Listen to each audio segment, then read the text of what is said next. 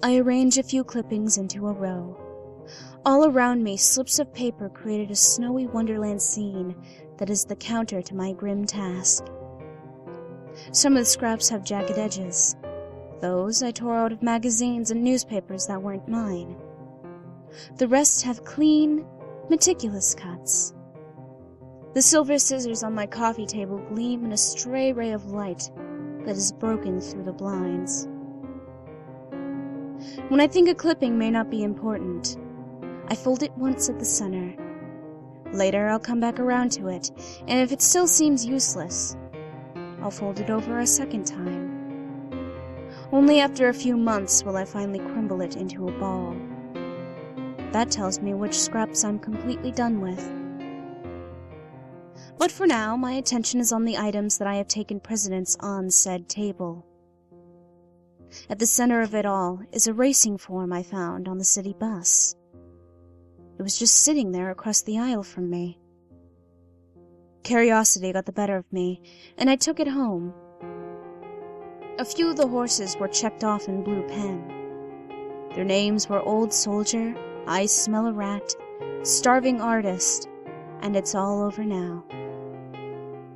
I'll never understand where these titles come from, and how exactly picking a name with rat in it can be anything positive. Still, the thing doesn't seem that important to me, not in the great plan of the universe, which I have been working hard to unravel. My eyes drift to the other clippings, and I make mental notes on what to keep and what to fold in half. Newspaper article. Local representative puts forth gun mandate. Congressman Mike McCready has been a long-time supporter of gun rights. Now he wants every home in his district to own a firearm. A magazine interview. Reporter: what do you have to say to the families of the dead who trusted that information? General Dietz: we had good, solid intelligence that told us we had to strike. If we hadn't acted when we did, that madman would still be in power. A protest brochure.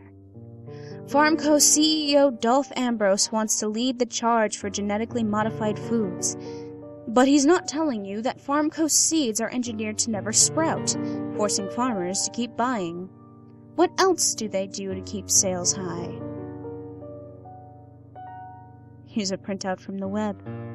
This is your world-famous truth-teller, Rich Lafferty, with another dose of reality the lamestream media doesn't want you to hear. Climate change is a scam, perpetuated by the feeble-minded followers who resent the success of big business. Make no mistake, patriots. The American dream is under siege from these hippy-dippy eco-fad lunatics. Nothing seems particularly interesting to me. It's a lot of the same BS from the same types of people. At this point, late at night, after a long day of searching for answers, all I can think about is getting to bed so I can start fresh tomorrow.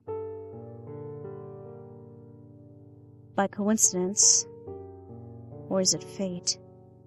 I catch a sight of an article I had twice folded. One I was about to get rid of forever. It's a notice from the paper, listing the winners of that day's races. Old Soldier, I Smell a Rat, Starving Artist, and It's All Over Now. The names peek out at me like old friends peering into my life, trying to pull me out of a funk. Could this be it, I wonder? Is this the definite sign I've been looking for? I joined the clipping with the others and moved them around a bit. Now it's all becoming clear. Now it's all starting to make sense. A politician tries to force entire communities to arm itself with deadly weapons. It's all over now. Death. A general defends his botched battle, insisting that the cost of lives is worth the meager accomplishments. Old Soldier. War. A CEO plays with the rules of nature and enhances his iron grip on the country's food supply. Starving Artist. Famine. A highly successful crackpot seeks to undermine the efforts to keep the planet healthy and clean. I Smell a Rat. Pestilence. I sit back and I can barely breathe. I'm in a state of sheer ecstasy. I spent my entire life looking for signs and symbols to show me the way, to give me some sort of handle on how to help the universe. I know. I see. The 4 of them are out there right now, and if someone doesn't stop them, we're going to be hurtled headlong into the apocalypse. They are mortal men. They can be killed. I know I am the one to do it.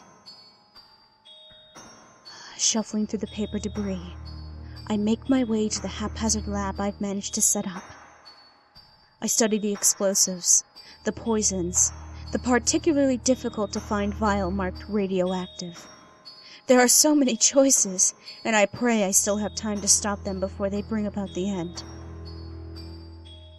I also pray that this time these 4 are the final incarnations. I don't know how many more decades I'll be able to get away with destroying horsemen.